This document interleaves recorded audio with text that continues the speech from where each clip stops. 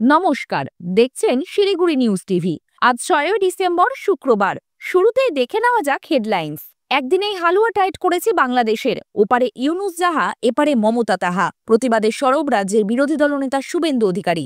দল ও প্রশাসনে লাগাতার পদক্ষেপ মুখ্যমন্ত্রীর। অভিষেকে নিরাপত্তা তাৎপর্যপূর্ণ। মেয়ের বিচার চেয়ে ফেসবুক পেজ খুললেন তিলোত্তমার বাবা মা। দেশবাসীকে অনুরোধ করলেন পাশে থাকার।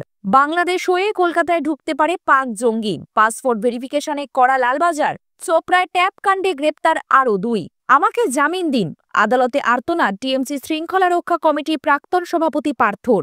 বাংলার 8 জেলায় বৃষ্টির পূর্বাভাস। হাত ধরাধরি করে আসছে শীত। কবে থেকে ঠান্ডা? আবহাওয়ার বড় খবর। আসছি বিস্তারিত খবরে। ওপারে অশান্তি, হিন্দু নির্যাতন চলছে, আর এপারে তার প্রতিবাদে সরব রাজ্যের বিরোধী দলনেতা শুভেন্দু অধিকারী। বৃহস্পতিবার রানী রাসমণি অ্যাভিনিউতে সনাতনীদের প্রতিবাদ সভা ছিল। সেখানে অংশ নেন শুভেন্দু। তার আগে সাংবাদিকদের প্রশ্নের উত্তরে তিনি বলেন, হিন্দুরা প্রতিদিন আক্রান্ত। এপারে এসে হিন্দু মহিলারা যেভাবে বনগা বর্ডারে এসে বলছেন, তাতে প্রতি হিন্দুরই উচিত কর্মসূচিতে অংশ নেওয়া। তবে সবথেকে রানী রাসমণিতে সিদ্দিকুল্লার নেতৃত্বে মাদ্রাসার বাচ্চাদের হাজির করেছিল। সেখানে হাইকোর্টে যেতে দেয়নি। তৃণমূলের সংখ্যালঘু সেলকে নিয়ে মিটিং করলো, হাইকোর্টের অনুমতি লাগলো না। আর হিন্দু সন্ন্যাসীদের হাইকোর্ট নিয়ে অনুমতি নিয়ে রানী রাসমণিতে কর্মসূচি করতে হচ্ছে। ওপারে ইউনুস যাহা, এপারের মমতা ব্যানার্জি তাহা। ওখানে আমন্ত্রণের ব্যাপার নেই, আমি যাব। 1.5 বছর লেগেছিল পাকিস্তানকে সরাতে, আর মাত্র 5 মাস। এখানে একটু সময় লাগবে। তালিবানি সরকার সংবিধান বদলে ওখানে পার্সোনাল ল লাগু করার চেষ্টা করছে। সবাই শুভেন্দু বলেন, বাংলাদেশ থেকে বাণিজ্য হয় মাত্র 11.25 বিলিয়ন। 10-এর পরে রয়েছেন আপনারা। আমাদের অর্থনীতি আপনাদের উপর নির্ভর করে না। আর আমরা কটন পাঠাই, ফুড ইন্ডাস্ট্রি, শাক সবজি, ডিম, পেঁয়াজ সব মিলিয়ে 97টি জিনিসের উপর নির্ভরশীল আপনারা। নৌকা লঞ্চের যন্ত্র ভারত দেয়। এরপর বাংলাদেশের হালুয়া কিভাবে টাইট দিয়েছেন তার সবিস্তারে বলেন শুভেন্দু। তিনি বলেন, একদিন পেট্রোল বন্ধ করেছিলাম, 40 গাড়ি পেঁয়াজ পচে গিয়েছে। একদিনে হালুয়া টাইট করে দিয়েছি। এক্সপোর্টার ইম্পোর্টাররা সবাই হিন্দু। ওরা বলছেন আর 7টা দিন করে দিন দাদা। শুভেন্দু বলেন, মুক্তিযোদ্ধারা আরও ঐক্যবদ্ধ থাকুন। 20 জানুয়ারি 2025-এর পরে বিশ্ব সমাজ বাংলাদেশের জন্ম এগিয়ে আসবে। তিনি বলেন, আরেকটা 16ই ডিসেম্বর আসছে, বিজয় দিবস। পাকিস্তানের জেনারেল নিয়াজি আত্মসমর্পণ করেছিলেন। 2025 আসছে, হিন্দুরা আরেকটু চোয়াল শক্ত করে রাখুন। মুক্তিযোদ্ধারা আরেকটু ঐক্যবদ্ধ থাকুন। 20 জানুয়ারি 2025-এর পরে বিশ্ব সমাজ বাংলাদেশের জন্য এগিয়ে আসবে। অবৈধ লোকেদের উৎখাত করব। কার্যত ভারত থেকে প্রচুর পণ্য যায় বাংলাদেশে। সেই ভারতের উপর নির্ভরশীল বাংলাদেশের বিপুল সংখ্যক মানুষ। এদিকে বর্তমান পরিস্থিতিতে বাংলাদেশের নিত্য প্রয়োজনীয় জিনিসের দাম ক্রমশ বাড়ছে, কিন্তু তারপরেও হুঁশ ফিরছে না বাংলাদেশের। এখনো ভারত বিদ্বেষ। তবে এবার সাধু সন্ন্যাসীদের পাশে নিয়ে তীব্র বাক্যবাণ নিক্ষেপ করলেন শুভেন্দু। দল, সরকার ও প্রশাসনের একের পর এক উল্লেখযোগ্য পদক্ষেপ নিচ্ছেন মুখ্যমন্ত্রী মমতা বন্দ্যোপাধ্যায়। সব ক্ষেত্রেই তার সুপ্রিম কর্তৃপক্ষ বজায় রাখতে কোনো কিছুতেই পিছপা হচ্ছেন না তিনি। হঠাৎ করে নয়, একেবারে আগাম স্পষ্ট আভাস দিয়েই নতুন করে দায়িত্ব বন্টন করা, একজনের নির্দিষ্ট জায়গা বদলে দেওয়া, সবই করে চলেছেন তিনি, যা রীতিমতো সাড়া ফেলেছে শাসক দল তৃণমূল সরকার ও প্রশাসনের অন্দরমহলে। এখনো বাদ রয়েছে তার মন্ত্রিসভায় রদবদলের দীর্ঘদিনের পরিকল্পনা। যে কোনো দিন সেই পদক্ষেপও করবেন মুখ্যমন্ত্রী। বুধবার তৃণমূল ও নবান্ন সূত্রের খবর সেরকমই। তবে এত কিছুর মধ্যেও মুখ্যমন্ত্রী তথা দলনেত্রীর পরপর এই পদক্ষেপের মাঝে দলের সেনাপতি অভিষেক বন্দ্যোপাধ্যায়ের কার্যত নীরবতা রীতিমতো তাৎপর্যপূর্ণ। অভিষেকের এই প্রসঙ্গে নীরবতা নিয়ে দলের বিভিন্ন মহলের ব্যাখ্যা ভিন্ন ভিন্ন। দলে প্রভাবশালী এক শীর্ষ নেতার মন্তব্য, তৃণমূলের নম্বর 2 বলে কিছু নেই, দিদিমণি সব ক্ষেত্রে শেষ কথা। অভিষেক ঘনিষ্ঠ মহলের দাবি, তার সঙ্গে সলা পরামর্শ করেই নেত্রী পদক্ষেপ করেছেন। এই নিয়ে জল্পনার কোনো অর্থ হয় না। কৌশলগত কারণেই দলের নেত্রীর বিভিন্ন সিদ্ধান্ত পদক্ষেপ নিয়ে অভিষেক কোনো প্রতিক্রিয়া প্রকাশ্যে দিচ্ছেন না। দলনেত্রীর সিদ্ধান্ত পদক্ষেপ নিয়ে কোনো মন্তব্য করে দল ও বাইরে বিতর্ক চান না অভিষেক। তিনি বরাবর বলে এসেছেন, মুখ্যমন্ত্রী তথা দলনেত্রী দল ও সরকারের শেষ কথা। এসবের পরেও তৃণমূলের অন্দরের খবর, নেত্রীর দল, সরকার ও প্রশাসনের পরপর বিভিন্ন পদক্ষেপে দলনেত্রীর সঙ্গে অভিষেকের দূরত্ব একটু হলেও বাড়ছে।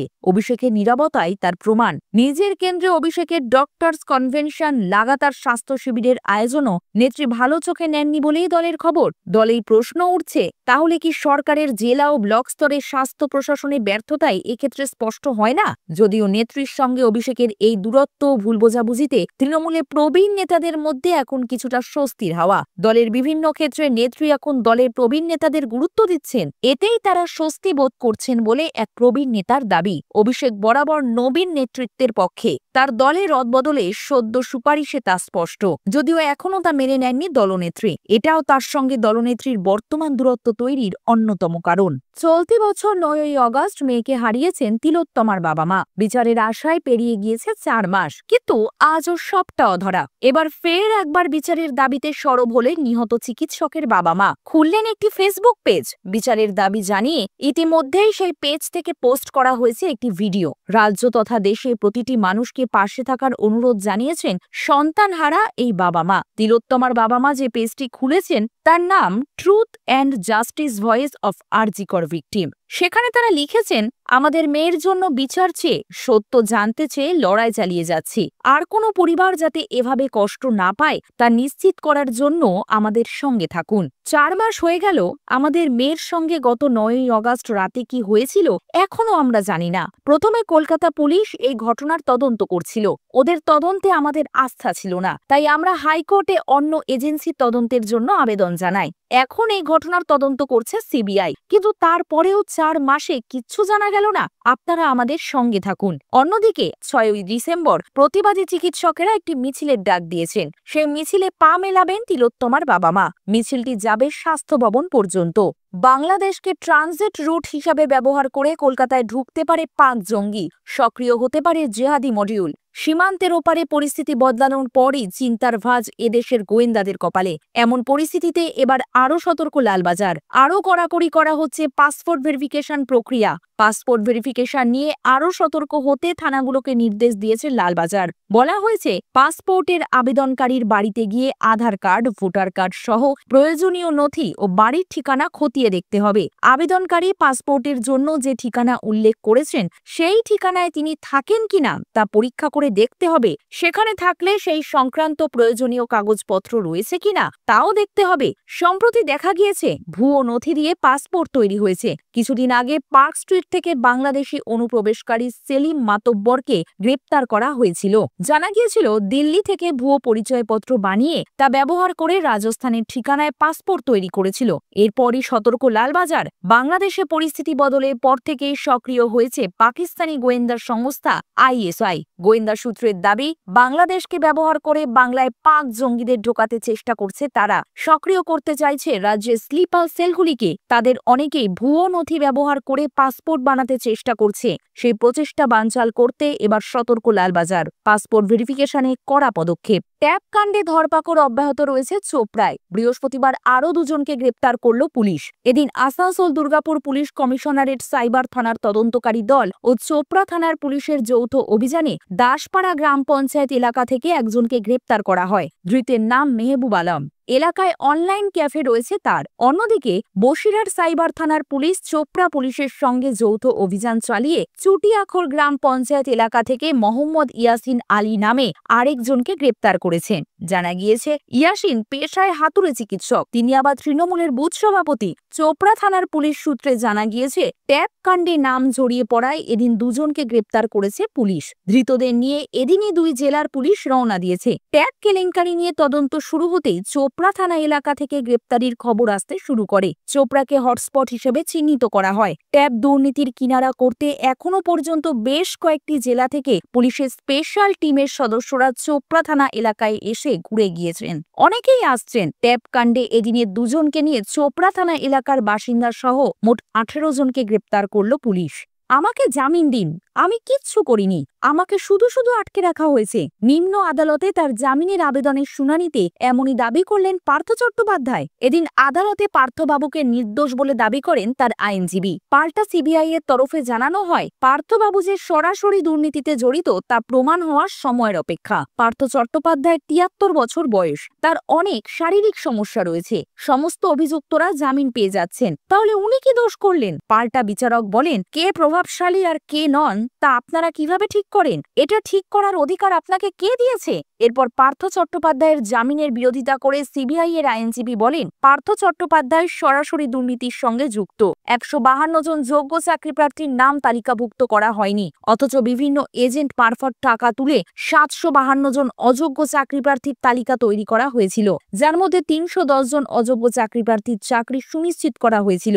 এই তালিকা পর্ষদের কাছে পাঠিয়েছিলেন পার্থ চট্টোপাধ্যায় নিজে। সাক্ষ্য ও তথ্য প্রমাণের ভিত্তিতে এই কথা জানতে পেরেছে সিবিআই। এদিনও জামিনের সম্ভাবনার শেষ দেখে ভিডিও কনফারেন্সিং এ আদালতে চিৎকার করে পার্থ বলতে থাকেন, আমাকে জামিন দিন, আমি কিছুই করিনি, যা করেছে পর্ষদ করেছে, আমাকে বাঁচান, আমাকে জামিন দিন। বিচার প্রক্রিয়া শুরু হচ্ছে না, আর কতদিন আটক থাকবো? ডিসেম্বর চলে এলেও জাকিয়া শীত এখনো অধরা। আবহাওয়া আপডেট দিলেন সোমনাথ দত্ত, আঞ্চলিক অধিকর্তা, আলিপুর আবহাওয়া দপ্তর।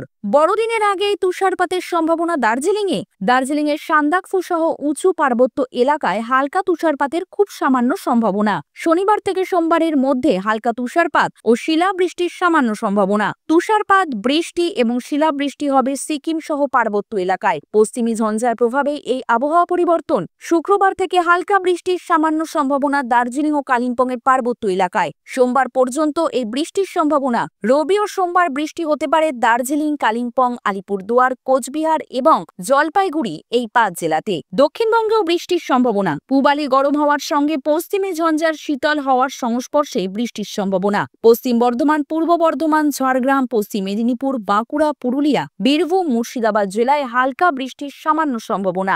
রাজ্য জুড়েই তাপমাত্রা পরিবর্তন। শুক্র ও শনিবার ২ থেকে ৪ ডিগ্রি তাপমাত্রা নামতে পারে। উইকেন্ডে শীতের আমেজ। রবিবার থেকে ফের বাড়বে তাপমাত্রা। দুদিনে ২ থেকে ৩ ডিগ্রি তাপমাত্রা বাড়তে পারে। এতক্ষণ দেখছিলেন শিলিগুড়ি নিউজ টিভি। খবর আজকের মতো এ পর্যন্তই।